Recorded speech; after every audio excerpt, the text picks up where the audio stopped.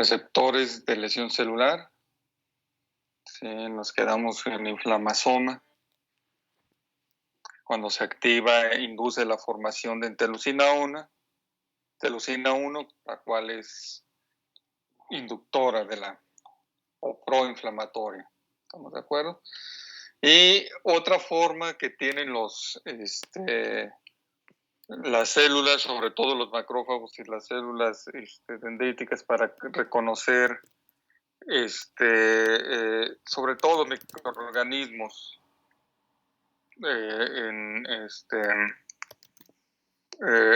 extraños y que puede esto generar inflamación, son algunas proteínas que están circulantes en el plasma, ¿sí?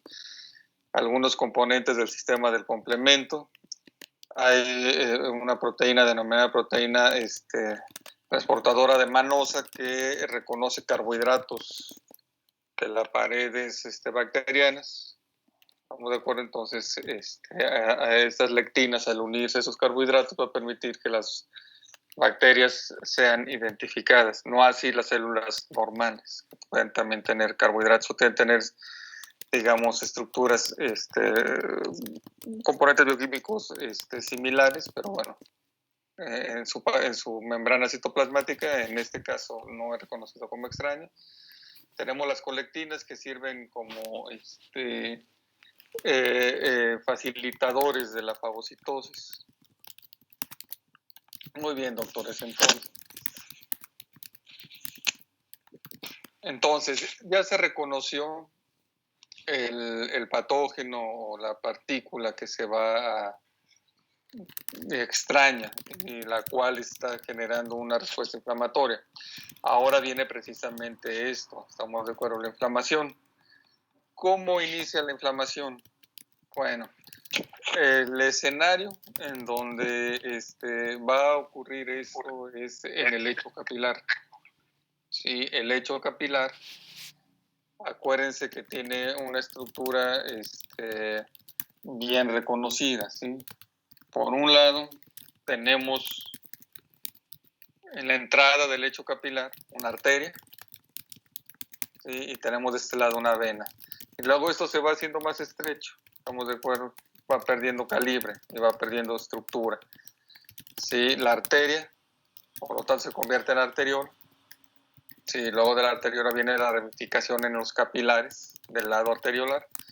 Luego esos capilares del lado arteriolar, están relacionados con capilares que vienen de las vénulas, luego viene la vénula y al último la vena. ¿Estamos de acuerdo? Y la circulación va de arteria hacia vena, tal cual está en imagen esquematizado tanto este componente del lecho capilar. Es aquí en donde ocurre todo este proceso de inflamación, sobre todo del lado arteriolar, ¿sí? Y del lado venular. Es en donde se dan estos fenómenos, estos cambios. Muy bien, entonces, lo primerito que ocurre es vasodilatación, ¿sí? O un aumento del calibre de los vasos sanguíneos. Esta vasodilatación es lo primerito que se produce durante el proceso de inflamación. ¿Estamos de acuerdo? ¿No? Se cree que en algunos casos, antes de que esta vasodilatación ocurra, puede haber una vasoconstricción, pero momentánea, que dura fracción de segundos. Sí, por lo tanto, el fenómeno más importante o más duradero es la vasodilatación. Y en primera instancia, o si tomamos en cuenta el lecho capilar que acabamos de ver, la vasodilatación es un fenómeno que ocurre en el extremo arteriolar del lecho capilar. ¿Estamos de acuerdo? Esto es importante reconocerlo, porque es en donde ocurre la vasodilatación. Y luego, al mismo tiempo, la vasodilatación es importante para la angiogénesis, para la formación de nuevos lechos capilares. ¿Estamos de acuerdo? Que eso, digamos, lo vamos a ver cuando veamos esta reparación, porque al final de cuentas, inflamación y reparación van de la mano, ¿sí? Inician más o menos a la par. Esto por el lado arteriolar, bueno. Y esto va a generar que haya un aumento de flujo sanguíneo en los capilares. Lógicamente, si se vasodilata la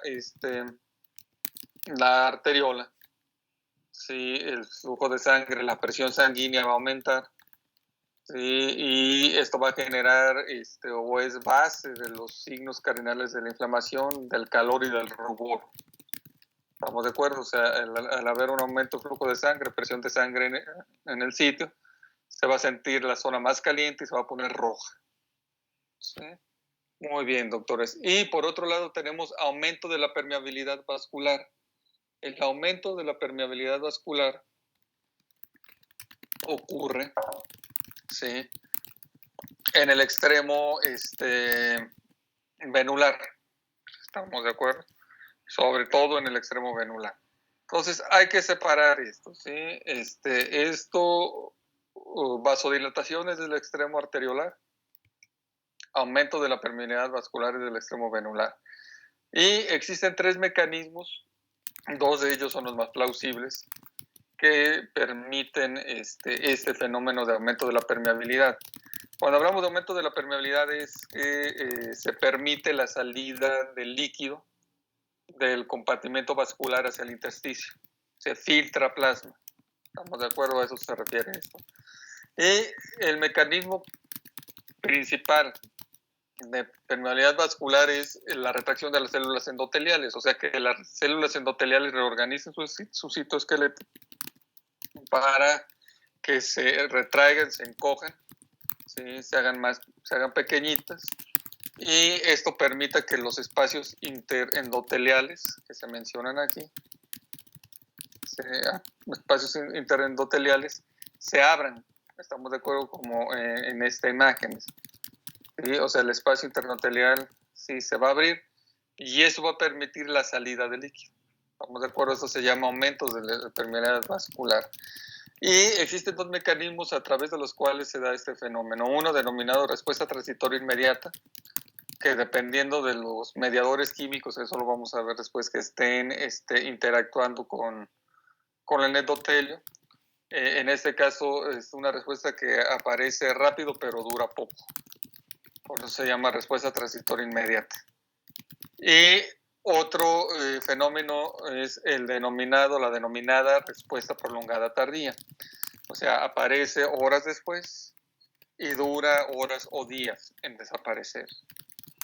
Ahora bien, cada una de estas 2 respuestas tiene que ver con un agente causal en específico. Si la respuesta transitoria inmediata sería la respuesta que comúnmente ocurre durante la inflamación con la mayoría de los agentes lesivos. ¿Sí? Cuando te cortas un dedo, cuando te quemas, etcétera, ¿sí?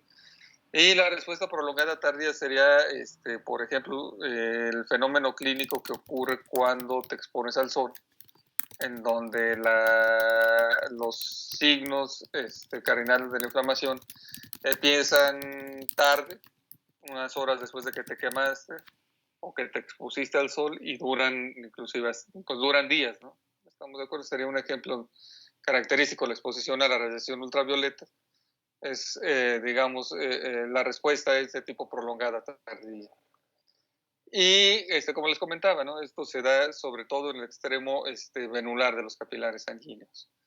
Y tenemos la lesión endotelial directa, ¿sí?, en donde la lesión endotelial directa tiene que ver con destrucción de las células endoteliales, ¿sí?, por necrosis o desprendimiento, desgarramiento endotelial. Lógicamente, pues esto va a permitir un mejor filtrado o salida de líquido del espacio vascular hacia el intersticio. Y otro fenómeno menos, digamos,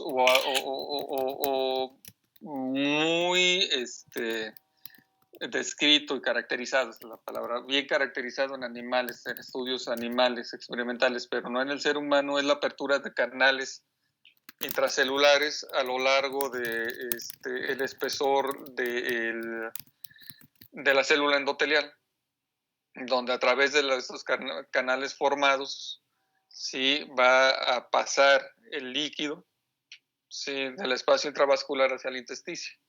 Todo esto, digamos, mediado o inducido por el factor de crecimiento del endotelio vascular. Como les acabo de mencionar, esto solo se ha detectado o se ha observado en animales, no en células endoteliales humanas.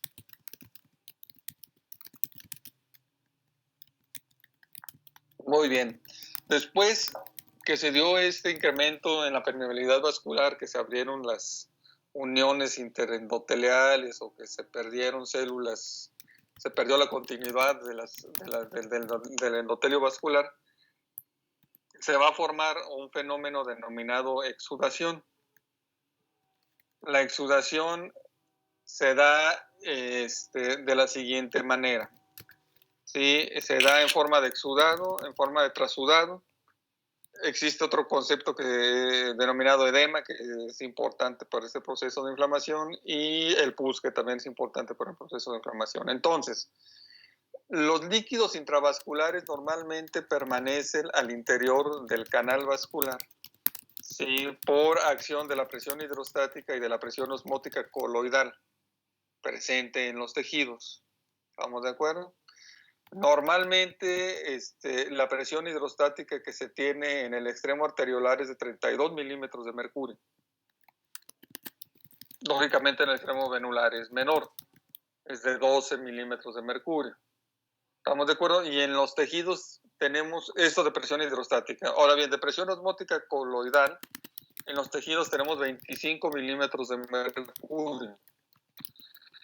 Esto es más o menos igual a la presión capilar media que hay entre el extremo arterial, milímetros de mercurio, y en el extremo venular de 12 milímetros de mercurio.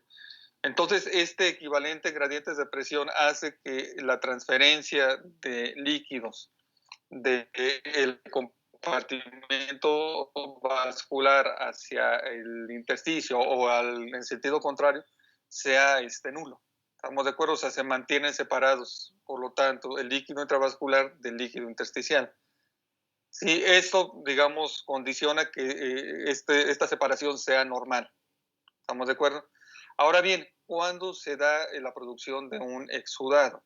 Bueno, un exudado tiene que ver con la salida del líquido a través de los espacios interendoteliales. ¿Estamos de acuerdo? Va a salir líquido, pero es un líquido que está cargado en proteínas, puede tener células, sobre todo leucocitos. ¿Estamos de acuerdo? En donde a través de la apertura de los espacios endoteliales se van a filtrar hacia el intersticio.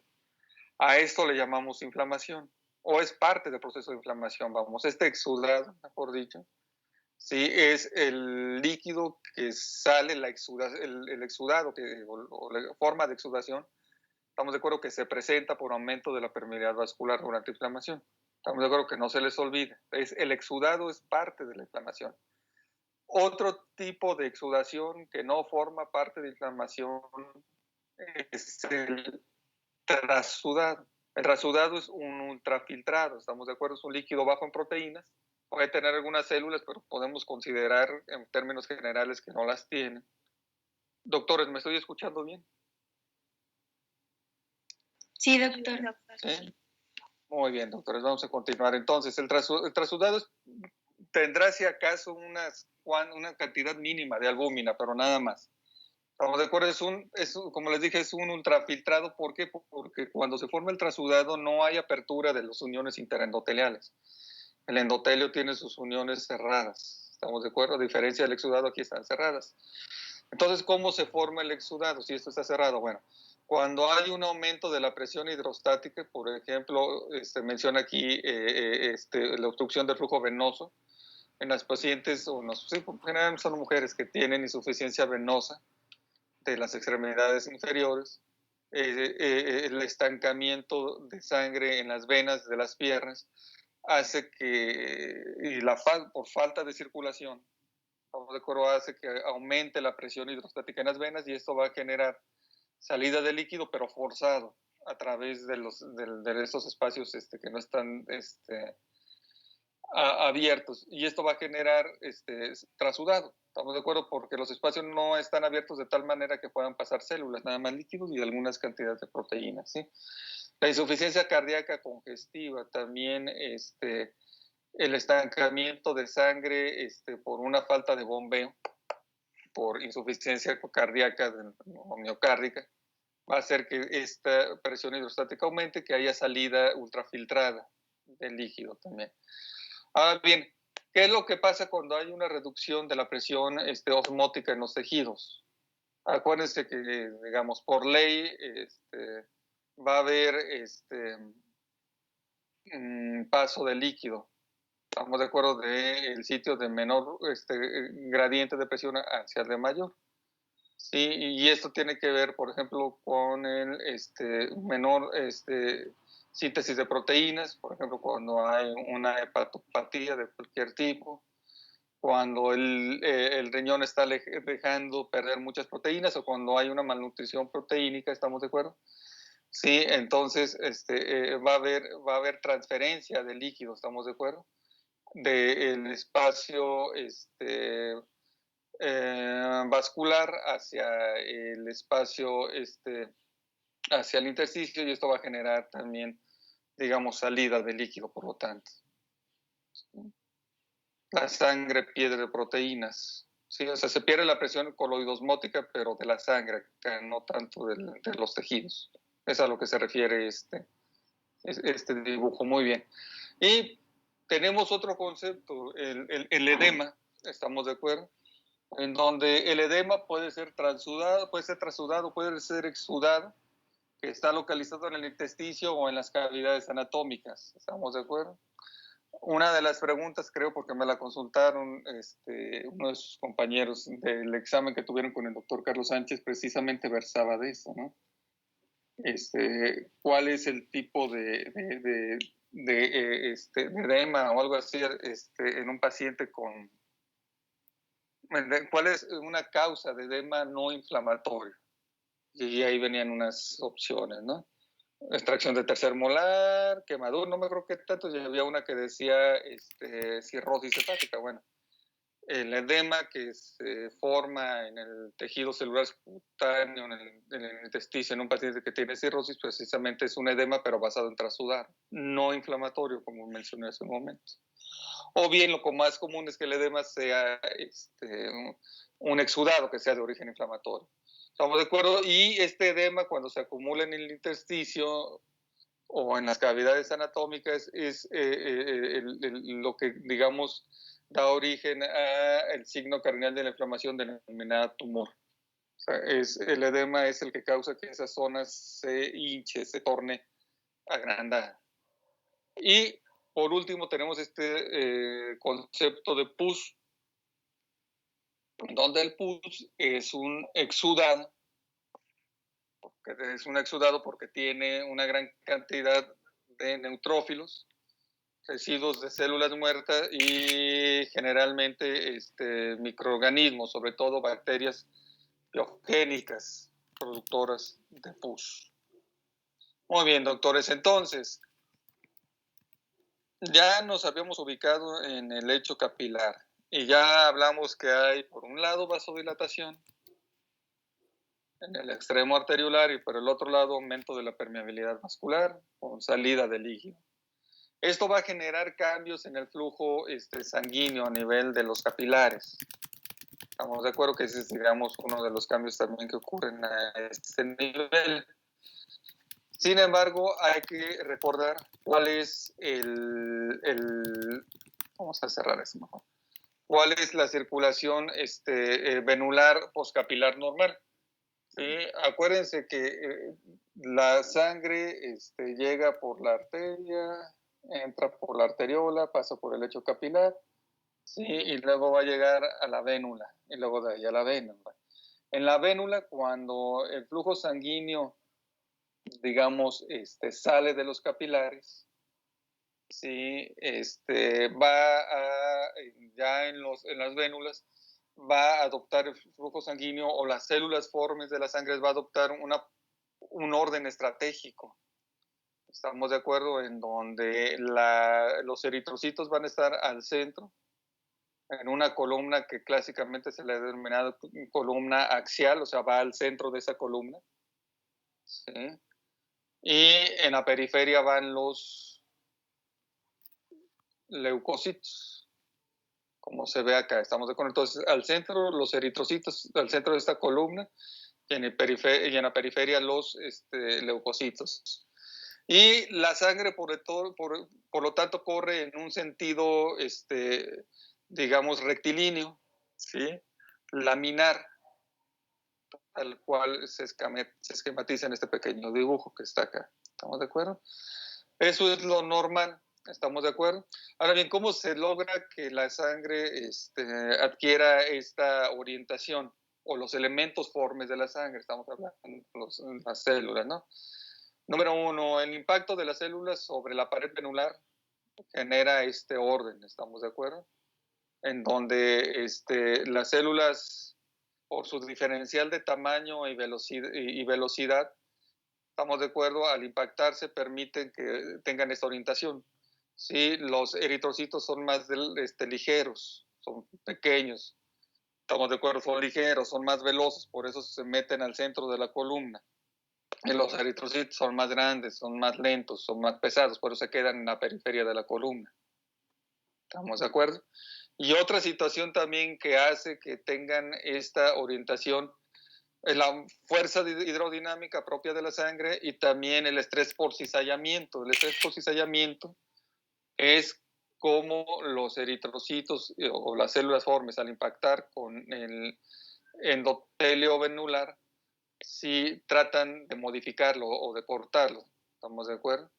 Este esquema te indica cómo el torrente sanguíneo genera esta fuerza de cizallamiento sobre el endotelio. ¿Estamos de acuerdo?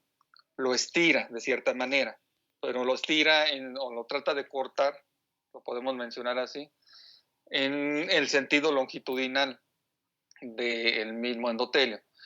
Todo esto genera que la sangre circule de esa manera, como acabo de mencionar. ¿Estamos de acuerdo con ese orden? Ahora bien, los cambios en el flujo sanguíneo, ¿estamos de acuerdo? Durante el proceso de inflamación se rompe todo ese orden que vimos en la diapositiva sanguínea.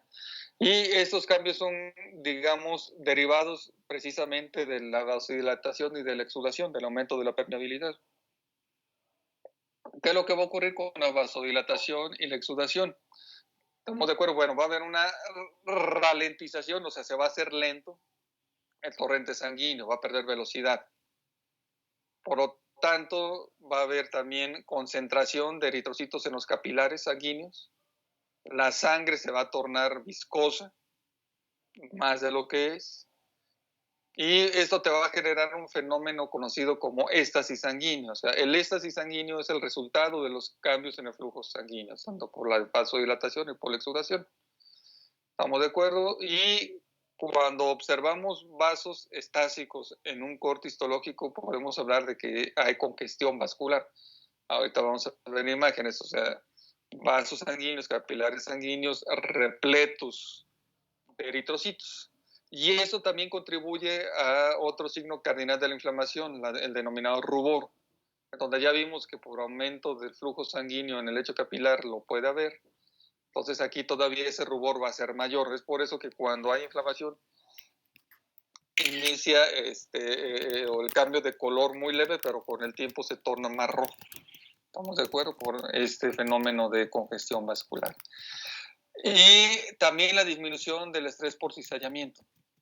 Sí, el estrés por cizallamiento es bien importante para el control o para el ordenamiento de los eritrocitos al centro de la columna axial y en la periferia de los leucocitos. Disminuye el estrés por cizallamiento por la pérdida de la lentificación del torrente sanguíneo, pérdida de presión arterial. ¿Estamos de acuerdo? Y eso va a generar, por lo tanto, que haya o se desbarate, estamos de acuerdo, se modifique ese orden tan, digamos, notorio que se tiene en un torrente sanguíneo normal. Vean esto, estos son capilares sanguíneos repletos de eritrocitos. Todo esto rojo que se ve aquí, rosadito, rojo y rosado, sí, son dos capilares sanguíneos repletos de eritrocitos. Todo esto está inflamado, todos estos puntos negros son células inflamatorias. Entonces aquí hay congestión vascular, este es un vaso estásico, son dos capilares sanguíneos, vasos sanguíneos estásicos.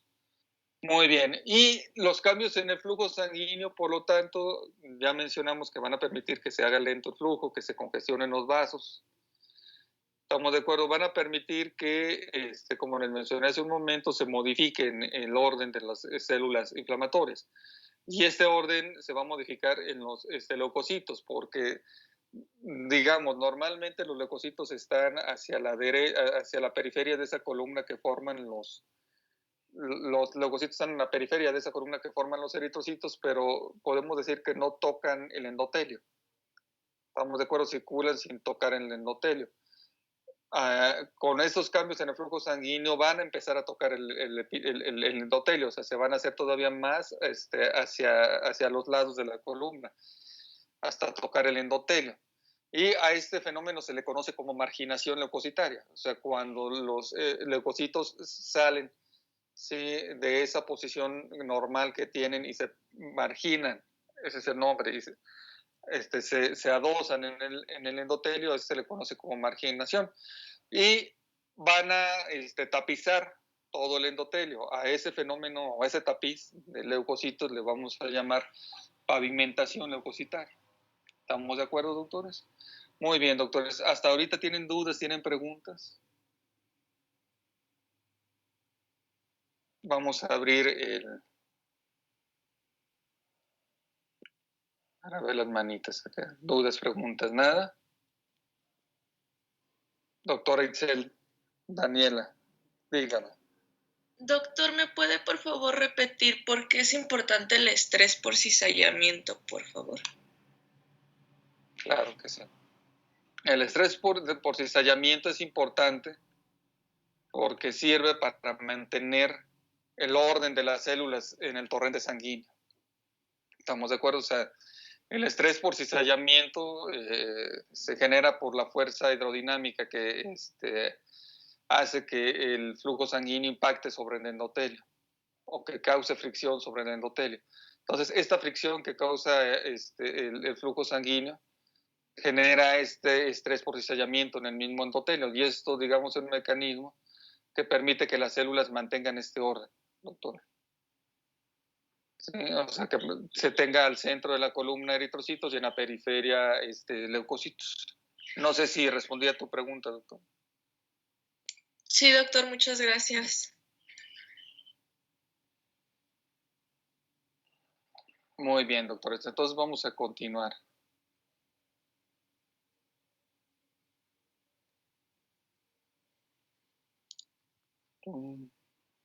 Muy bien, entonces lo que vemos aquí en esta microfotografía, ultramicrofotografía, son precisamente leucocitos, neutrófilos, sí, que están adosados o marginados y están pavimentando, sí, la pared o el endotelio, estamos de acuerdo, de una vénula. Eso es lo que observamos aquí. Estos grandes son leucocitos, neutrófilos sobre la pared endotelial. Y después de esto, sigue, o lo que va a ocurrir es un fenómeno denominado migración leucocitaria. ¿Sí? La migración leucocitaria consiste en el paso o la salida, vamos, de leucocitos desde el espacio vascular, desde el interior de las vénulas, hacia el intesticio. Para eso se tiene que dar un fenómeno de activación endotelial. Estamos de acuerdo, o sea, las células endoteliales no están listas o no están, digamos, activas de manera constitutiva para responder hacia los procesos inflamatorios. Necesitan activarse, ¿estamos de acuerdo? Y esa activación, estamos de acuerdo, se da por algunos mediadores químicos que vamos a ver en la siguiente diapositiva. Ahora bien, cuando se da esta activación endotelial, sí, va a haber paso o de unas estructuras, de unos orgánulos, bueno, son unas vesículas, mejor dicho, denominados cuerpos de Weibel y Palat, que normalmente están en el citoplasma. Cuando la célula endotelial se activa, estos se van a relocalizar en la membrana citoplasmática de la célula endotelial activada y van a mostrar en la superficie lo que contienen. Lo que contienen son moléculas de adhesión. Son un grupo de moléculas de adhesión denominadas selectinas. ¿Estamos de acuerdo? Estamos hablando sobre todo de la selectina E o E-selectina, también denominada CD62E, ese es su cúmulo de diferenciación. Cuando hablamos de cúmulo de diferenciación es algo específico que tiene en una célula. Estamos de acuerdo que la identifica con el uso de anticuerpos con inmunistoquímica. Estamos de acuerdo y que tú al identificar este cúmulo de diferenciación puedes identificar de qué célula se trata. A eso se refiere en este código. Y tenemos la E-selectina, es de célula endotelial, y la P-selectina o CD62P es de las plaquetas, pero también la expresan las células endoteliales, la P-selectina. Hay otra selectina que es de los leucocitos, que está en los cuerpos de Weber-Palade, está en los leucocitos, esta también la expresan, es importante para el proceso de migración leucocitaria, pero en el libro no describen cuál es el paso que se da con ella. ¿Estamos de acuerdo? Describe más a la E-selectina, a la selectina endotelial y a la selectina plaquetaria. Muy bien, ¿eh? Y las selectinas son receptores. ¿Estamos de acuerdo? Son receptores que ya están en la célula endotelial y por lo tanto al ser receptores pues van a tener un ligando. ¿Sí? En este caso el ligando está en los leucocitos y ese ligando es sialil Lewis X, sialidado, así se llama. ¿Sí? Muy bien, veamos fabuloso esquemita que nos pone bien en el libro. Entonces, tienes acá abajo, o sea, tiene un macrófago que está identificando una bacteria, un microorganismo. Vamos, de acuerdo, es el primer paso de la inflamación y digamos, macrófago, por lo tanto, va a secretar en primera instancia mediadores químicos, ¿sí? Para que se expresen las selectinas del endotelio. Estamos hablando de P-selectina y de E-selectina. En el caso de la E-selectina, esta es activada por factor de necrosis tumoral e interleucina 1, secretada por los macrófagos. ¿Sí? Factor de necrosis tumoral, interleucina 1, te van a inducir que se active la célula endotelial para que se expresen selectinas endoteliales. Pero también produce histamina o también se pueden activar por otras sustancias, digamos, presentes en los mastocitos, presentes en el plasma sanguíneo, como la histamina y la trombina. Estas dos sustancias sobre todo te van a activar la P-selectina, la plaquetaria. ¿Estamos de acuerdo? Estas dos que están aquí en azul no vienen o no las secreta por lo tanto el macrófago, están presentes en otras células, en el plasma sanguíneo, pero son importantes también para la activación de la selectina plaquetaria, por lo tanto. Muy bien.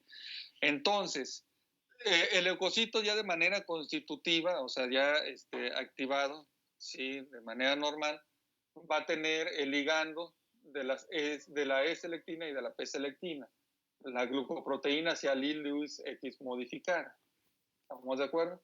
Entonces, ¿qué es lo que ocurre cuando el leucocito se margina? Pues el leucocito cuando se margina lo va a hacer dando vueltas, dando tumbos, como si fuese una pelota rodando calle abajo. ¿Estamos de acuerdo? Así lo va a dar. ¿Sí? Cuando se adosa al endotelio, ¿sí? La glucoproteína sialil Lewis X modificada se va a unir a la P-selectina o a la E-selectina, ¿sí? Y eso le va a permitir rodar, dar vueltas sobre el endotelio. ¿Estamos de acuerdo? Esto, digamos, es a través de una unión débil que el mismo torrente sanguíneo digamos, la va a romper, pero el mismo leucocito más adelante se va a volver a unir otra vez a las E-selectinas, a la P-selectina. Se va a despegar de estas, va a dar otra vez vueltas y se va a unir a las selectinas otra vez. Por eso a este movimiento se le conoce como rodamiento leucocitario. Veamos el siguiente video para que quede más claro esto del rodamiento leucocitario, doctores. Los vasos sanguíneos expresan moléculas de selectina, B-selectina y E-selectina. Los leucocitos, como los neutrófilos, expresan el ligando de las selectinas en forma de carbohidratos y aislado X de Lewis, SLX. La unión de las selectinas endoteliales a SLX es débil y no puede retener la célula contra el flujo sanguíneo. En cambio, La célula rueda a lo largo de la pared del vaso sanguíneo, creando y rompiendo numerosas interacciones con las selectinas.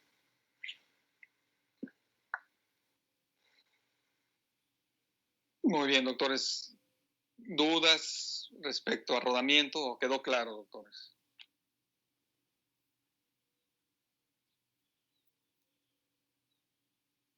¿Dudas, preguntas respecto a rodamiento, doctores? ¿Nada? Están muy calmados, doctores. Eso no es bueno. Doctor, ay, Mande usted. Sí, doctora Leslie Michelle, dígame. Ay, Dios. Siempre Yo soy Leslie, la otra que habló es Cristal. Muy bien. Sí, dime, doctora Leslie. Entonces, el rodamiento que usted está diciendo, eso va a pasar cuando va a ocurrir la migración leucocitaria, ¿verdad? Es la primera parte. La primera parte de la migración leucocitaria es cuando se marginan los leucocitos. Pero es parte del mismo proceso de migración. Estamos de acuerdo, es marginación, rodamiento, unión estable y transmigración. Ok, gracias. Es parte del proceso, sí. Doctora Cristal. No, doctor, era la misma pregunta. ¿Era la misma pregunta? Sí. Pues, sí, entonces, sí, después de que se dio ese proceso de rodamiento, sí, el leucocito debe de quedar parado en el endotelio. Sí, y esto se da a través, o debe de quedar adherido de manera estable al endotelio. Pues detenido en el endotelio a través de este mecanismo. Y quien da o quien crea esta posibilidad es un grupo de proteínas denominadas integrinas. Sí, las integrinas son proteínas que interactúan, estamos de acuerdo, son ligandos que interactúan con sus receptores. En este caso tenemos LFA1 o es molécula de adhesión funcional leucocitaria. ¿Estamos de acuerdo? Tenemos la molécula 1 o CD1, bueno, tiene este código muy grande, que esta molécula LFA1, que realmente no reconozco, no me acuerdo cómo se desata. A ver, permítanme, doctores, para ver cómo se desatan el nombre de esa molécula, porque se me olvidó. Denme un segundito. Sí, un segundito, tenemos la información.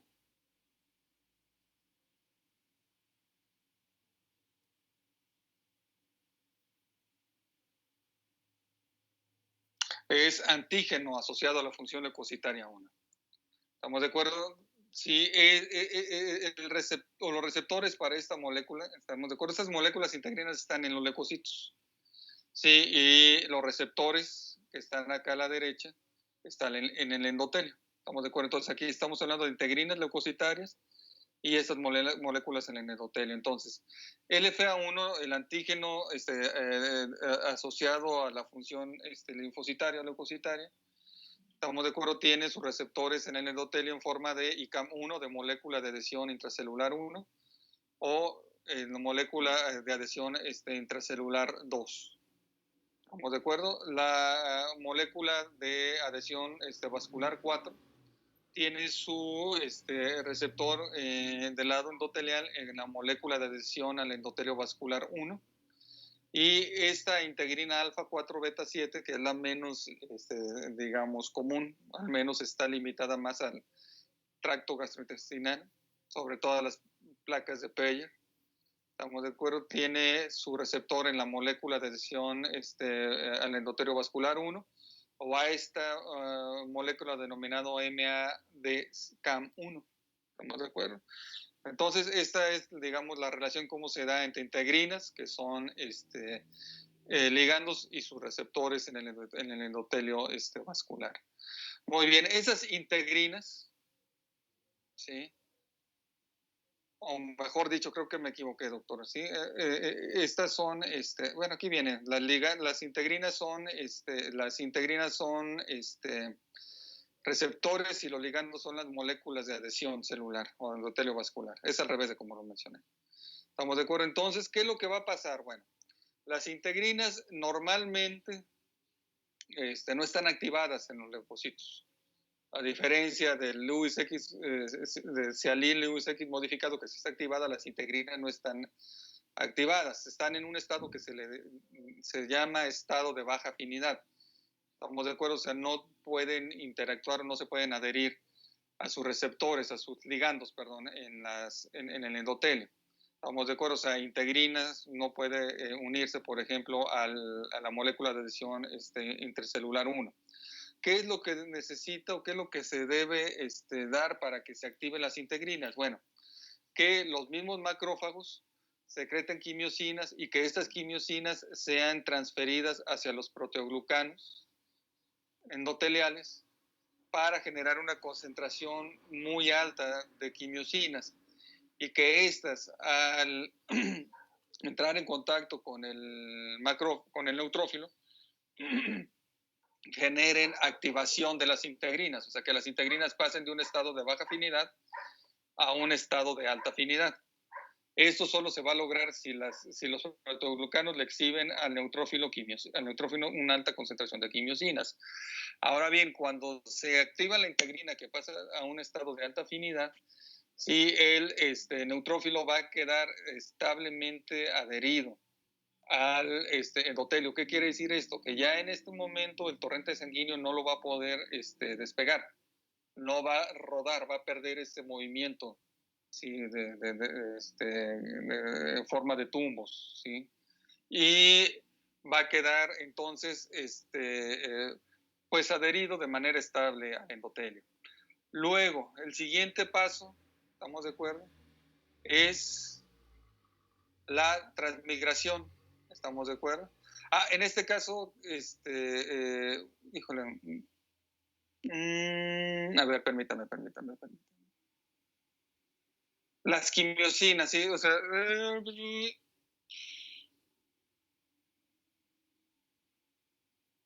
las integrinas, ya recordé, las integrinas, porque hablamos como, digamos, acá las quimiosinas hacen que las integrinas pasen de un estado de baja afinidad a un estado de alta afinidad, tiene que ver con las quimiosinas en los proteoglucanos. Pero en el caso del endotelio, digamos, igual el mismo factor de necrosis tumoral, la interleucina 1, hace que se expresen estos ligandos de las integrinas, las moléculas de adhesión del endotelio. Eso era lo que me faltó decir. Y después de esta adhesión estable, sigue la transmigración o la migración a través del endotelio. Y aquí tiene que ocurrir a nivel de los neutrófilos algunas modificaciones para que puedan pasar a través de las uniones interendoteliales. El citoesqueleto se tiene que reorganizar para que la célula se pueda escurrir a través de las uniones interendoteliales. Tiene que haber retracción endotelial, fenómeno que ya vimos, y tiene que haber, o se tiene que dar la expresión homotípica de inmunoglobulina, una inmunoglobulina de adhesión, denominada PECAM1 o molécula de adhesión, ¿sí? Del endotelial plaquetaria, ¿estamos de acuerdo? O también denominada CD31. Cuando hablamos de expresión homotípica de PECAM1, es que tanto del lado de la célula endotelial como del neutrófilo se va a expresar esta molécula. ¿Estamos de acuerdo? Entonces, a través de estos tres cambios, ¿sí? Le va a permitir o se le va a permitir al neutrófilo transmigrar, o sea, migrar a través del endotelio para salir del espacio vascular. Faltaría un siguiente paso, ¿estamos de acuerdo? Se supone, no se ha confirmado todavía que el mismo neutrófilo produce colagenasa, porque la tiene, ¿de acuerdo? Para romper la última parte digamos, de la estructura de la vénula. En este caso sería la membrana basal. Sí, porque en este caso, bueno, los células endoteliales abren sus espacios para que salga, pero inmediatamente se van a encontrar con la membrana basal y esta necesita ser degradada, necesita ser rota y generalmente eso se hace a través de la producción, o se cree que se hace a través de la producción de colagenasa.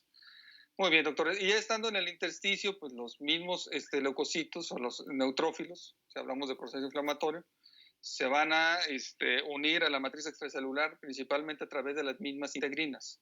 ¿Estamos de acuerdo? Y van a quedar depositados ahí en el intersticio.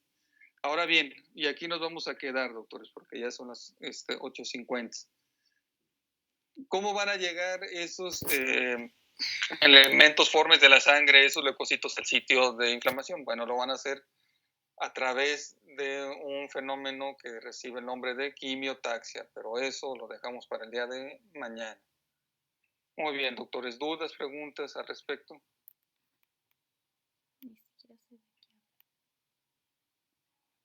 No, doctor. No, doctor. Nada, perfecto, doctores. Entonces nos quedamos, el día de hoy nos quedamos aquí. Nos vemos mañana. Cuídense, doctores. Gracias, doctor. Igualmente. Gracias, doctor. Buen día. Gracias, Buen día. doctor.